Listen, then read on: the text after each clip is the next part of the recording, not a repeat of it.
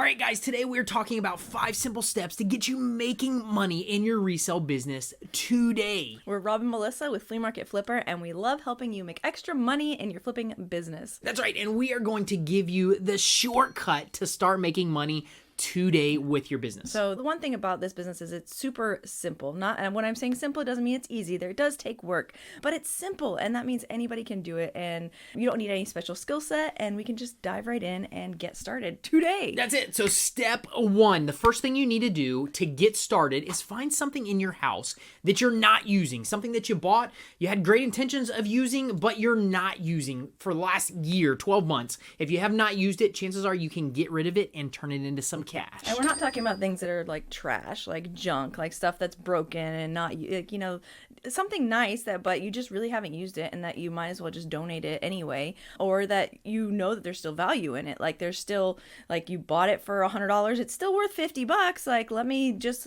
list it and sell it and make the $50. I'm not going to use it. I did that with a air fryer not that long. It was an air fryer. I just didn't love that much. I don't know. I tried it. I didn't really use it. And so we just sold it again. So you can make quick cash in this business. That's it. So first, take inventory of what you got, what you can pull out, what you can sell that you're not using anymore. And that's the step number 1. And kids too. The kids tend to not use stuff too. Absolutely. Everything you can think of. There's no limit. I mean, in the attic, in the garage, in the kitchen, gadgets, all that kind of stuff. Just think about some things that you can get rid of today because you're not using it or you haven't used it in the last 12 months. Yep. So step number 2, pull it out, get it cleaned up. Chances are if you haven't used it in 12 months, it might be dusty. It might be in a closet collecting dust somewhere, or in the bedroom, in the garage, something like that.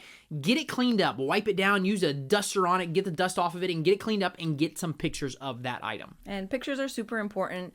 Not as important when you're listing locally because the person can come and see the item. More important when you're listing something with shipping, and you can do shipping on Marketplace. But if you're shipping on eBay, the person doesn't get to see the item, so they need to be able to see all aspects of it, and you have to have good pictures. But you still want good pictures even if you're just listing locally, because nobody really wants to go and get an item when there's clutter everywhere, or there just doesn't, it looks like, we've seen lots of pictures on Marketplace, which we look for those items, because if it's like it's something sitting and there's stuff everywhere in a garage, like, then you can probably get a good deal for it. So that's it. But taking good pictures can definitely help sell your items. Pro tip, take a small video. Do a 30 to 45 second video of the item. If it powers on, show that in a small video, and you can throw that into the platforms. We're going to focus on Facebook Marketplace, but that's where you want to show people that it is working, and you do a small video in there, not super long. Like I said, 30, 45 seconds tops, that you can do that. That's a pro tip. Get it done.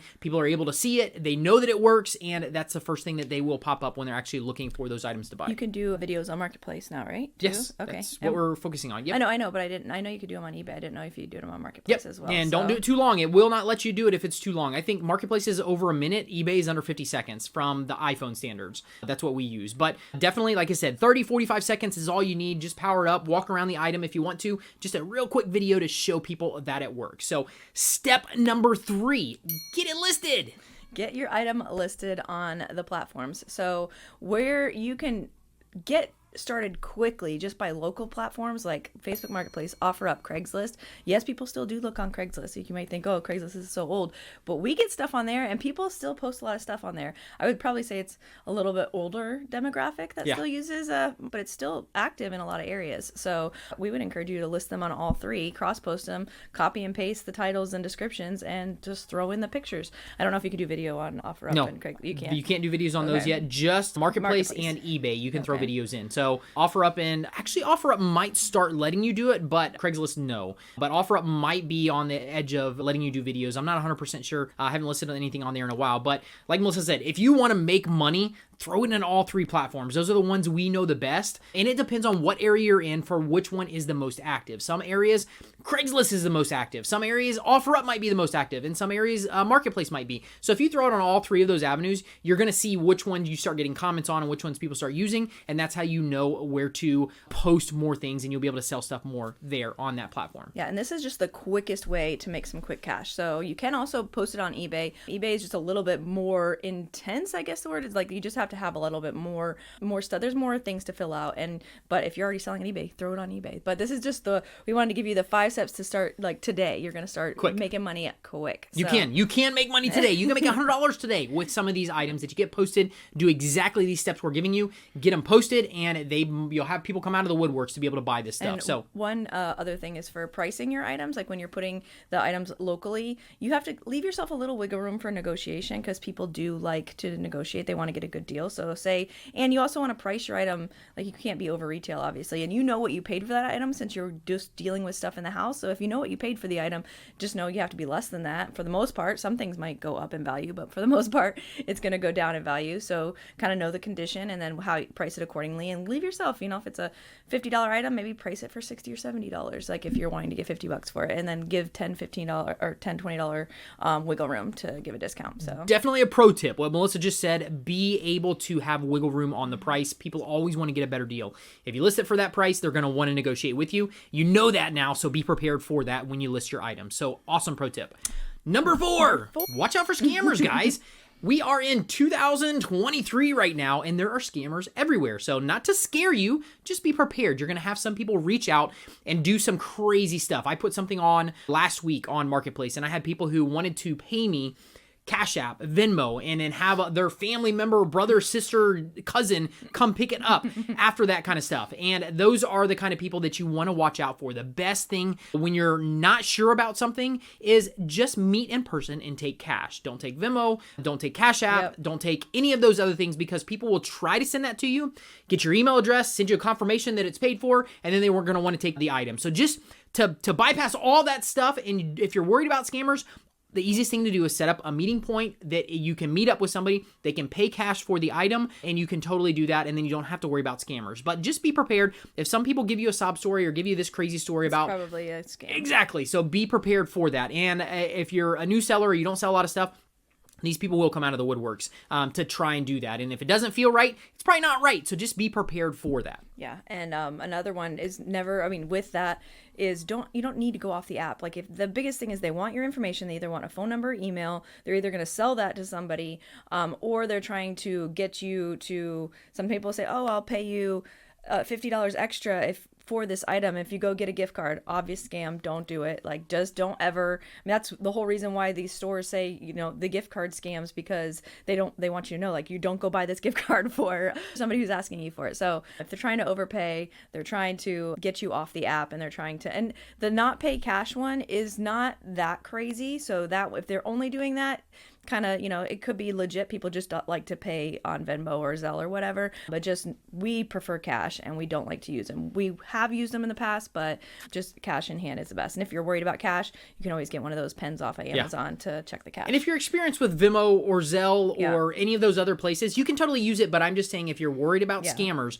their biggest scam is they're going to say, hey, I need your email address, and they're going to send you a confirmation through email, and then it's going to come back and be like, hey, you got money in your account, you have to release it by going to do something, just something crazy. So if you're familiar with those apps, you can totally use it. But if you're worried about scammers, the best thing you can do is cash. Make somebody stop by the ATM on the way to pick it up, give you the cash, exchange cash in hand for the item. You won't get scammed if you're doing that. Yep. All right, number 5. Number 5, fulfillment. Okay. This is where you set up the appointment to meet up with them. And make money. And get the cash back. That's right. So, and another pro tip, meet up at a public place. Use a shopping mall that's around you, a police department, a fire department, any of those places that are around you that have people in the areas, or like a police officer, fire department, any of those places like that. Do not go far out of the way to meet somebody, because there are a lot of flaky people out there that will set up an appointment with you and never respond back and not show up. So make sure it's really close to your house, within 2-5 minutes of your house, even closer at some points. If you're in a town, meet them close to the house, so you're not going out of your own way and you're going to waste time if that ends up happening. Yeah, and if somebody asks you to come deliver the item, either charge a delivery fee, say you can deliver it if it's like 30 minutes away for this fee. But the thing that you run into with the problem with that is, if you do go to the house and then, or go or meet them where they're at, and then they decide they don't want it, now you just wasted an hour of your time.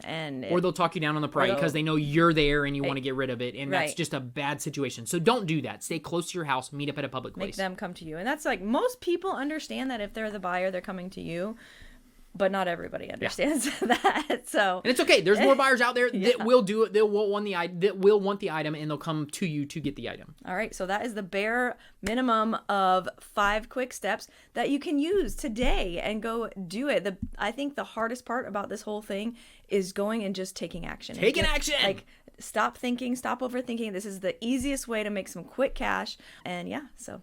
Awesome. Guys, we want to make you aware of an upcoming challenge that we have, that we go into depth with all the stuff we just talked about, and it is the Flip It for Christmas challenge. I love Christmas, and I want to help you guys make $500 extra for Christmas this year. Now, what we just talked about, we're going to go into depth with it and teach you guys some more tactics and some more ways to do that. If you want to check it out, go register right now. Get your seat for that event. At flipitforchristmas.com. We'll put the link in the show notes below. We would love to see you. It kicks off November 13th, and we want to help you make some money for Christmas. You guys rock. Have an amazing day. Thank you so much for spending some time with us today.